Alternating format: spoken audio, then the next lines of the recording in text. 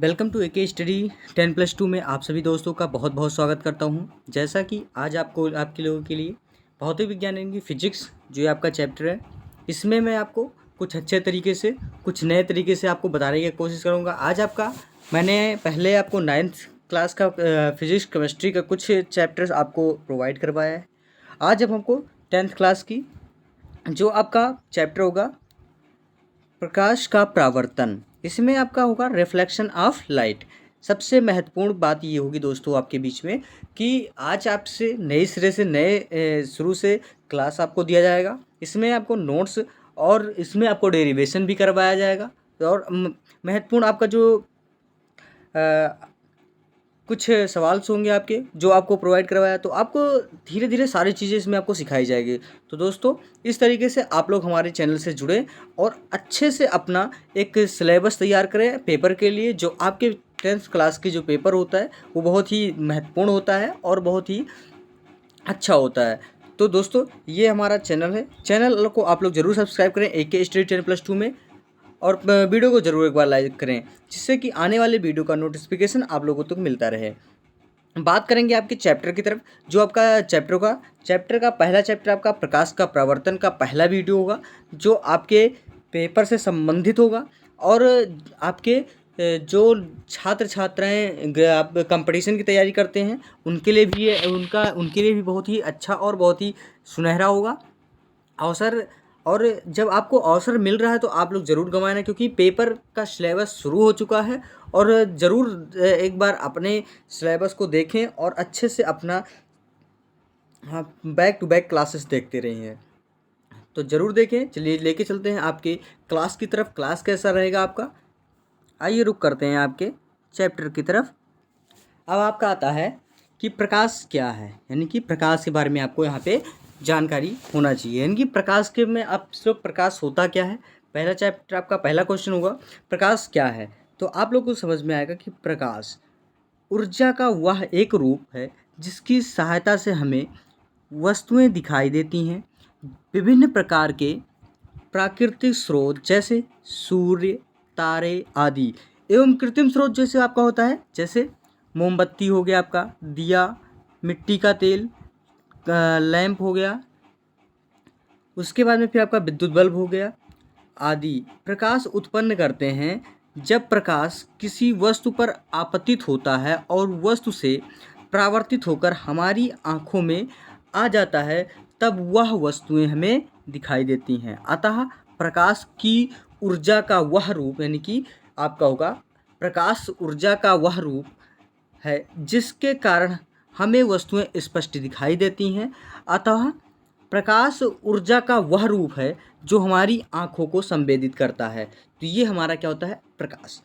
अब यहाँ पे आपको होता है कि वे वस्तुएं जो स्वयं प्रकाश करती हैं वो किसी को क्या होती हैं, प्रदीप्त वस्तुएं कहलाती हैं। कौन सी कहलाती हैं, लुमिनियस कहलाती हैं। जैसे आपका होता है सूर्य हो गए, तारे हो गए, विद्युत बल्ब हो गया आदि, ये क्या होता है, ये प्रकाश उत्पन्न करती हैं स्वयं।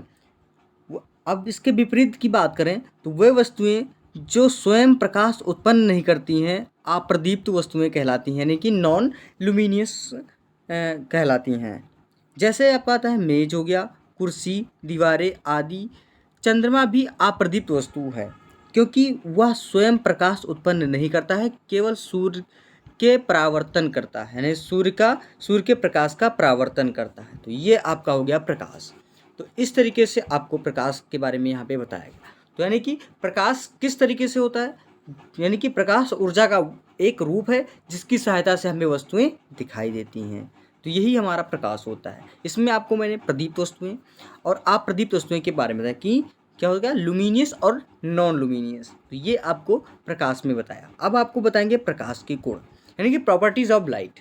प्रकाश के गुण में क्या है आपका, पहला आपका आता है प्रकाश के गुण में कि प्रकाश के कारण हम वस्तुओं को देख पाते हैं लेकिन प्रकाश स्वयं दिखाई नहीं देता है। दूसरा आपका आता है प्रकाश विद्युत चुंबकीय तरंगों के रूप में कार्य करता है। तीसरा आपका आता है कि प्रकाश निर्वात में चल सकता है, निर्वात में प्रकाश की चाल 3 × 10⁻8 मीटर पर सेकंड होता है। तो ये आपका बहुत ही महत्व, यानी कि प्रकाश की चाल बराबर, यानी कि C = होता है आपका 3 × 10 के पावर इंटू क्या हो गया आपका 8। तो इस तरीके से आपका तीसरा आएगा, यानी कि प्रकाश में निर्वात में चाल किस तरीके से कार्य करता है आपका। उसके बाद में बात करेंगे आपका चौथा क्वेश्चन आता है कि साधारणतः प्रकाश सीधी रेखाओं में चलता है, यानी कि जो प्रकाश होता है वो क्या होता है, सीधी रेखा में चलता है। पांचवा आपका आता है कि दृश्य प्रकाश की तरंगदैर्घ्य जो होगा, यानी कि दृश्य प्रकाश की तरंगदैर्घ्य जो होगा वो 3900 एंगस्ट्रॉम से 7800 एंगस्ट्रॉम तक होता है। बहुत ही अच्छा क्वेश्चन है और ये कंपटीशन एग्जाम में भी पूछा भी जाता है, तो इससे आप लोग घबराइए नहीं, क्योंकि इसमें आपके ये क्वेश्चन आपके बहुत ही महत्वपूर्ण और बहुत ही सबसे ज़्यादा पूछे आपके पेपर में जाते हैं। अब बात करेंगे छठवा, प्रकाश पारदर्शी माध्यम, जैसे पारदर्शी माध्यम में कैसे आता है, यानी कि जैसे कांच, वायु आदि में गुजर सकता है, परंतु अपारदर्शी माध्यम, अब आप कहेगा परंतु अपारदर्शी माध्यम जैसे आपका होता है लोहा, लकड़ी आदि में से नहीं गुजर सकता। यानी कि प्रकाश जो पारदर्शी माध्यम में गुजरता है वो कांच और वायु में से गुजर सकता है, परंतु अपारदर्शी माध्यम जैसे हो गया आपका लोहा और लकड़ी में से नहीं गुजरेगा। अब आपका आता है सातवां नंबर आपका चमकदार तलों में प्रकाश का परावर्तन रिफ्लेक्शन होता है, यानी कि जो चमकदार तल होता है वो प्रकाश का परावर्तन होता है, यानी कि रिफ्लेक्शन होता है।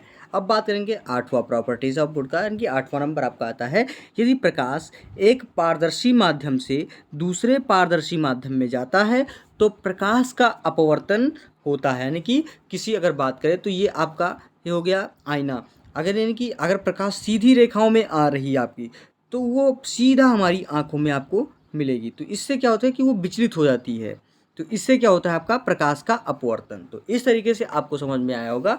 अब बात करेंगे दूसरा आपका प्रकाश का परावर्तन, यानी कि प्रकाश का परावर्तन होता क्या है। बहुत ही अच्छी बात है कि मैं आपको एक पॉइंट टू पॉइंट दे रहा हूँ कि अभी मैंने आपको प्रकाश का परावर्तन पढ़ा, फिर प्रकाश का अपवर्तन पढ़ाऊंगा, तो इस तरीके से आप लोग ध्यानपूर्वक अपने पॉइंट को देखते रहें। और दोस्तों वीडियो को आप लोग को मज़ा आ रहा है क्लास में तो आप ज़रूर सब्सक्राइब करें और वीडियो को ज़रूर लाइक करें। अब बात करेंगे आपका प्रकाश का परावर्तन, इसमें आपका आएगा कि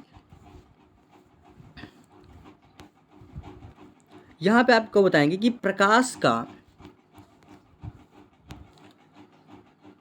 का किसी चिकने तल से टकराकर वापस उसी माध्यम के लौट आना प्रकाश का परावर्तन कहलाता है। यानी कि कोई चिकना तल हो गया ये आपका, प्रकाश इसी माध्यम से आया और इसी माध्यम से वापस हो गया, यानी कि इसी माध्यम से आया और इसी माध्यम से आपका वापस हो गया, तो आपका क्या होता है ये आपका होता है प्रकाश का परावर्तन। उदाहरण के लिए जब प्रकाश किसी दर्पण पर गिरता है तो वह उससे परिवर्तित हो जाता है, यानी कि ये आपका दर्पण हो गया, मान लो ये दर्पण हो गया, यानी यहाँ पे आपका होता है, यहाँ पे आपका प्रकाश पड़ता है और उसी माध्यम से वापस होता है, तो उसे हम परावर्तन कहते हैं। अब बात करेंगे आपके नेक्स्ट क्वेश्चन, हाँ, जिस तरीके से प्रकाश जिस तल से परावर्तित होता है, यानी कि प्रकाश जिस तल से परावर्तित होता है उस तल को हम परावर्तक तल कहते हैं। जिस तल से परावर्तित प्रकाश की मात्रा उस तल की प्रकृति पर निर्भर करती है। जैसे ये कोई दर्पण हो गया हमारा, दर्पण ये आपका हमारा होगा, यानी कि ये M पॉइंट होगा, ये N पॉइंट हो गया, ठीक है। अब इस तरीके से आपतित किरण और परावर्तित किरण और ये कैसे होता है ये आपको बताऊंगा इसमें सारी चीज़ें। जैसे ये आपका होगा किसी तल की प्राकृतिक पर निर्भर करता है, कोई भी दिल जितना अधिक चिकना तथा पॉलिशदार होता है परावर्तित प्रकाश की मात्रा भी उतनी भी अधिक होती है। अब बात करेंगे किसी दर्पण यानी कि MM, ये हमारा दर्पण हो गया ये MM, और पर आकर टकराने वाली किरणें जो होगी वो हमारा क्या होगा A और B होगा, यानी कि A और N, सॉरी ये हमारा कोई किरण है A और N, ये हमारा किरण हो गया। इसमें आपका आपतित किरण यानी कि क्या होता है इंसिडेंट रे कहते हैं, यानी कि आकर टकराने वाली किरण जो होगा वो आपतित किरण होगा। दर्पण पर टकराने के बाद लौटने वाली किरण जो होगी वो हमारी होगी NC, ये हमारी क्या होती है लौटने वाली किरण हो गई, ये हमारी आपकी ये आपकी लौटने वाली किरण हो गई। अब इसमें आपका आ जाएगा, यानी कि बात करेंगे आपके कि परावर्तित किरण यानी कि रिफ्लेक्शन रे कहते हैं। आपतित किरण दर्पण के जिस बिंदु पर, यानी कि ये हमारा बिंदु हो गया, यानी ये हमारा क्या हो गया, बिंदु हो गया। क्या हो गया दोस्तों, ये हमारा क्या हो गया, बिंदु हो गया, ये वाला। ठीक है। अब इसमें मैं आपको बताऊंगा कि जैसे आपतित किरण दर्पण के जिस बिंदु पर यानी एन पर पड़त गिरती है उसे आपतन बिंदु कहते हैं। इसे हम क्या कहते हैं दोस्तों, इसे हम कहेंगे आपतन बिंदु कहेंगे। इसे हम आपतन बिंदु कहेंगे। अब बात करेंगे आपतन बिंदु एन से, यानी कि एन दर्पण से लंब रूप खींचा गया। लंब यानी क्या होगा, एन और एन, यानी कि जो ये हमारा ये आया, ये हमारा लंब रूप हो गया। और अभिलंब यानी कि नॉर्मल कहलाता है, यानी कि इस पर जो हमारा यानी कि जो ये हमारा ये हुआ, ये रेखा जो खींची गई, इसे हम कहते हैं अभिलंब, यानी किसे कहते हैं, अभिलंब रेखा। यानी कि अब आपका आ गया कि आपतित किरण व अभिलंब के बीच बने कोण, यानी जो बना कोण है वो NaNN यानी आपतन कोण तथा परावर्तित किरण के व अभिलंब के बीच का कोण CNN यानी परावर्तन कोण कहलाता है। यानी कि ये आपका आपतन कोण और ये आपका परावर्तन कोण। तो दोस्तों इस तरीके से आप लोगों को परावर्तित और अपरावर्तित चीज़ें समझ में आई होगी। अब बात करेंगे यहाँ पे परावर्तन के नियम। बहुत ही बढ़िया क्वेश्चन में आपको आज से सीखने को यहाँ पे मिलेगा, तो आप लोग ज़रूर देखते रहिए क्योंकि इसमें आपको सारी चीज़ें मैं बताऊँगा।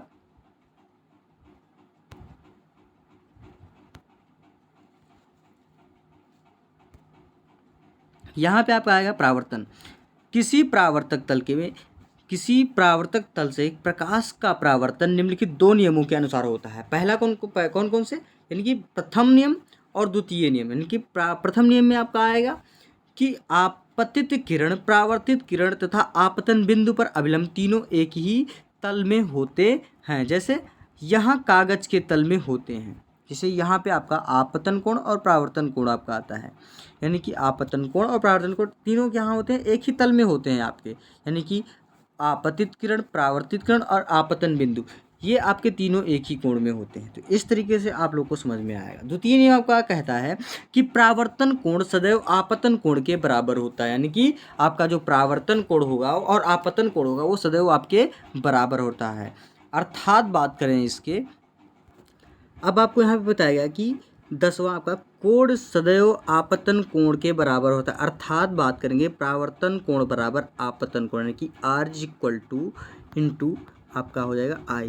तो ये आपका हो जाएगा कि द्वितीय नियम आपके परावर्तन कोण का आपतन सदैव परावर्तन कोण के बराबर। तो इस तरीके से आप लोग को दोस्तों, यानी कि आपका जो मैंने पहले बताया, यानी कि परावर्तन कोण और आपतन कोण के बराबर कैसे आपका होता है कि परावर्तन कोण। अब आपको बताएंगे प्रतिबिंब, यानी कि बात करेंगे इमेज की, यानी प्रतिबिंब के बारे में मैं बताऊंगा आपको। इसमें आपका आएगा जब, यानी कि जब प्रकाश किसी वस्तु के किसी बिंदु के से चलकर परावर्तन के पश्चात किसी दूसरे बिंदु पर आ जाकर यानी कि किसी बिंदु पर जाकर मिलती है अथवा दूसरे बिंदु से आती हुई प्रतीत होती है, तो दूसरे बिंदु को पहले बिंदु का प्रतिबिंब कहते हैं। अब प्रतिबिंब दो प्रकार के होते हैं, कौन कौन से। पहला तो आपका होता है वास्तविक प्रतिबिंब और दूसरा आपका होता है आभासी प्रतिबिंब। अब वास्तविक प्रतिबिंब क्या है, यानी रियल इमेज। यदि किसी बिंदु वस्तु के से चलने वाली प्रकाश की किरणें दर्पण से परावर्तन के पश्चात किसी दूसरे बिंदु पर वास्तव में मिलती हैं, तो वस्तु बिंदु पर बने प्रतिबिंब को बिंदु वस्तु का वास्तविक प्रतिबिंब कहते हैं। जैसे प्रतिबिंब को पर्दे पर प्राप्त किया जा सकता है, यानी कि कोई हमारा पर्दा है, इसमें हम प्रतिबिंब, जैसे शीशा ले लिया, यहाँ पे आपको पूरी चीज़ें दिखाई पड़ी, तो इस तरीके से आपका वास्तविक प्रतिबिंब हुआ। अब बात करेंगे आपका दूसरा, यानी कि आभासी प्रतिबिंब। इसमें आपका आएगा, यानी कि वर्चुअल आपका आएगा, यदि किसी बिंदु वस्तु से चलने वाली प्रकाश की किरणें दर्पण से परावर्तन के पश्चात किसी दूसरे बिंदु पर वास्तव में नहीं मिलती बल्कि दूसरे बिंदु से आती हुई प्रतीत होती हैं, तो इस बिंदु पर बने प्रतिबिंब को बिंदु वस्तु का आभासी प्रतिबिंब कहते हैं। इस प्रतिबिंब, यानी कि इस प्रतिबिंब, अब आपका आता है आभासी प्रतिबिंब में, यानी कि इस प्रतिबिंब को पर्दे पर प्राप्त नहीं किया जाता है, इसका केवल फोटो लिया जा सकता है। यानी कि कोई चीज़ें होता है आपका, जैसे कैमरा आता है, कैमरा आपका प्रतिबिंब बन के तो नहीं आता है, लेकिन उसमें आपका फ़ोटो लिया जा सकता है, तो ये आपका आभासी प्रतिबिंब होता है। अब बात करेंगे आपका 1.4 यानी कि गोलीय दर्पण, यानी कि स्फेरिकल मिरर, यानी कि कोई चिकना पृष्ठ जिस पर कलई करके परावर्तन कर दिया गया हो, दर्पण कहलाता है। जैसे एक और कलई की गई कांच की समतल प्लेट समतल दर्पण कहलाती है, यानी कि समतल दर्पण कहलाती है। जिसे आपका आता है वह दर्पण जो कांच के खोखले गोले के कटे भाग होते हैं, गोलीय दर्पण कहलाते हैं। इनके एक तल पर पारे अथवा चांदी की कलई करके उसके ऊपर लोहे के लाल ऑक्साइड का पेंट कर दिया जाता है। इससे इनका दूसरा तल परावर्तक तल बन जाता है। तो ये आपका होता है गोलीय दर्पण का दूसरा। यहाँ आपका आता है गोलीय दर्पण। गोलीय दर्पण आपका दो प्रकार का होता है। पहला तो आपका आता है अवतल दर्पण, यानी कि आपका आता है कन्वेव मिरर, यानी कि वे गोलीय दर्पण जिनमें उभरे तल पर कलई होती है तथा परावर्तन अंदर की ओर दबा यानी कि दबी सतह से होती है। इन्हें क्या कहते हैं? अवतल दर्पण कहते हैं। यानी कि पहला आपका आता है जो चित्र होता है आपका इस तरीके से आपका, यानी कि आपका कोई कलई, ये परावर्तक तल हो गया, ये आपका कलई हो गया आपका, यानी कि ये परावर्तक तल होता है, ये यहाँ से आपका विचलित कर दिया गया। तो ये आपका जो कोण होता है ये आपतन कोण और परावर्तन कोण। तो इस तरीके से आपको अवतल दर्पण के बारे में समझ में आया होगा। अब बात करेंगे अवतल दर्पण, ये आपका हो गया। उसके बाद में फिर आपका उत्तल दर्पण।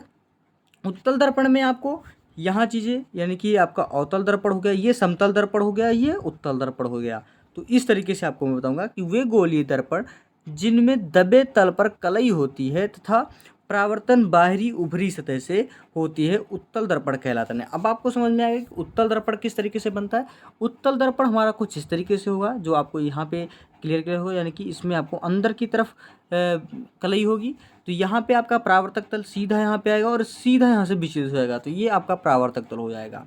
उसके बाद में फिर आपका ये यानी कि अवतल दर्पण में आपका अंदर की तरफ से घूम के ये बाहर की तरफ कलई होगी, और जो इसका परावर्तक तल होगा वो क्या होगा, इसका अंदर की तरफ होगा। तो ये आपका आपका हो जाएगा अवतल दर्पण। फिर सीधा आपका यानी कि समतल दर्पण में एक सीधी लाइन होगी, उसमें आपका ये सीधी इस तरीके से कलई होगा, तो इसमें भी आपका परावर्तक तल होगा। तो ये आपका ये अवतल दर्पण, उत्तल दर्पण और समतल दर्पण आपको समझ में आया होगा। ए, बी और सी, ये तीनों आपको चित्र के माध्यम से समझाया है।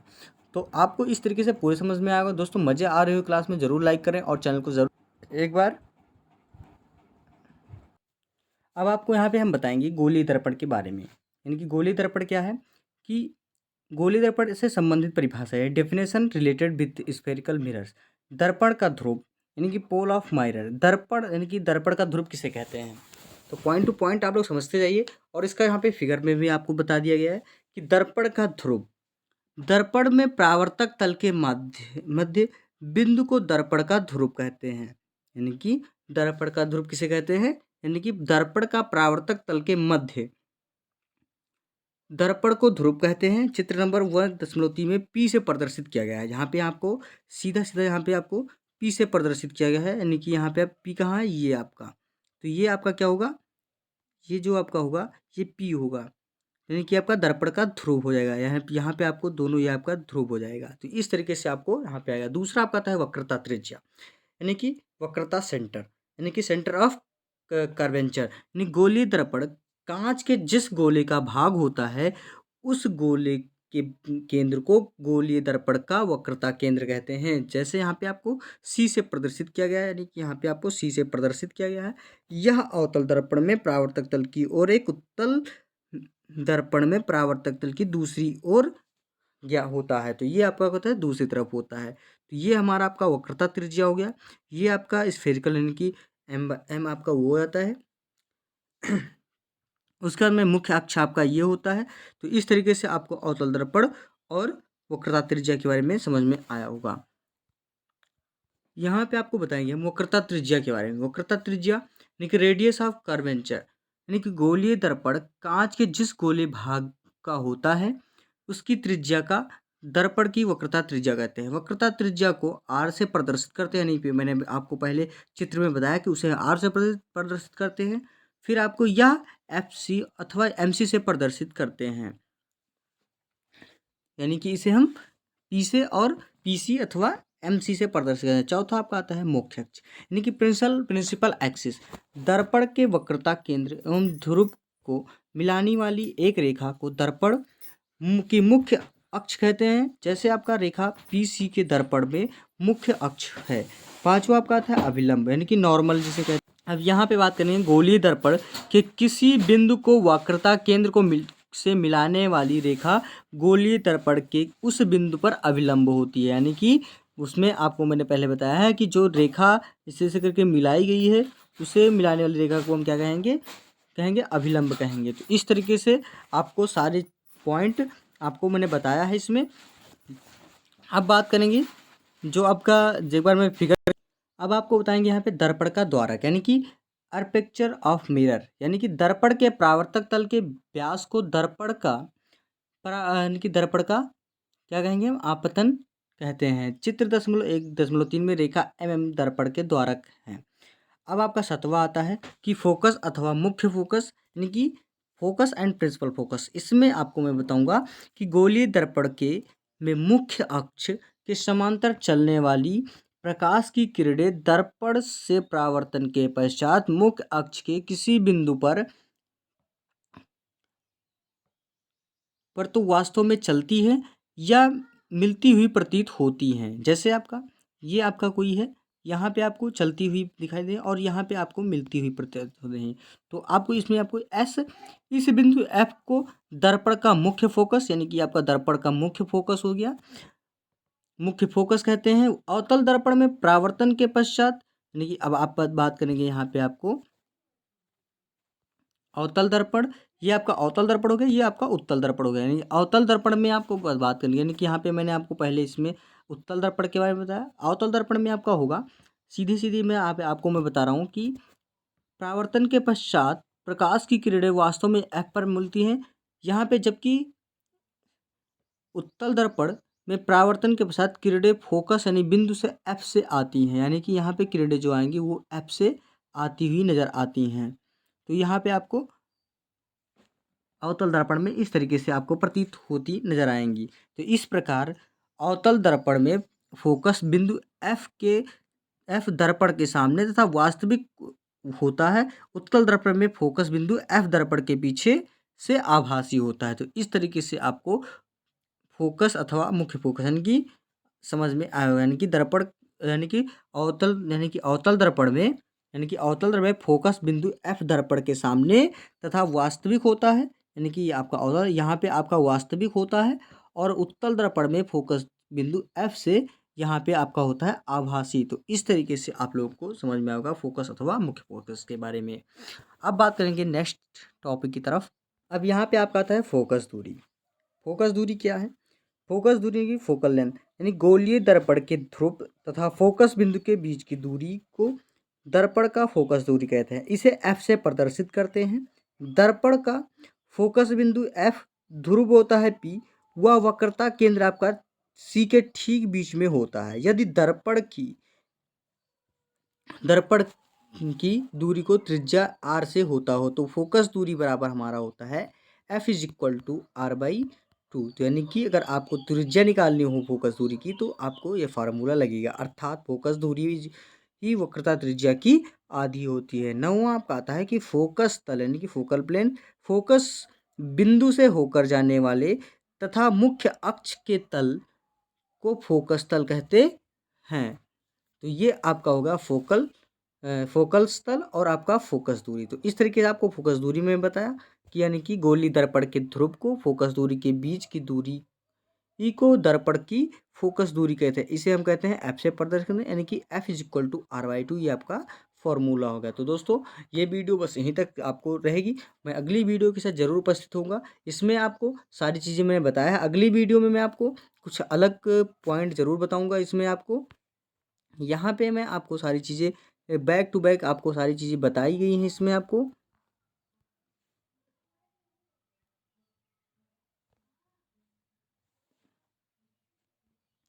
अब बात करेंगे इसमें आपका अगले वीडियो में कुछ पॉइंट्स और रहेंगे। तो दोस्तों अगली वीडियो के साथ जरूर उपस्थित होऊंगा। और दोस्तों अभी तक जिन्होंने वीडियो को लाइक नहीं किया ज़रूर लाइक कर दें, चैनल को सब्सक्राइब कर दें और साथ ही बेल आइकन दबाना ना भूलें, क्योंकि आने वाले वीडियो का नोटिफिकेशन आप लोगों तक मिलता रहे। मैं अगली वीडियो के साथ ज़रूर उपस्थित होगा। जय हिंद दोस्तों, धन्यवाद।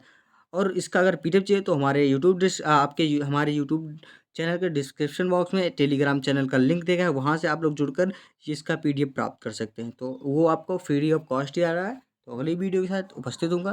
धन्यवाद दोस्तों।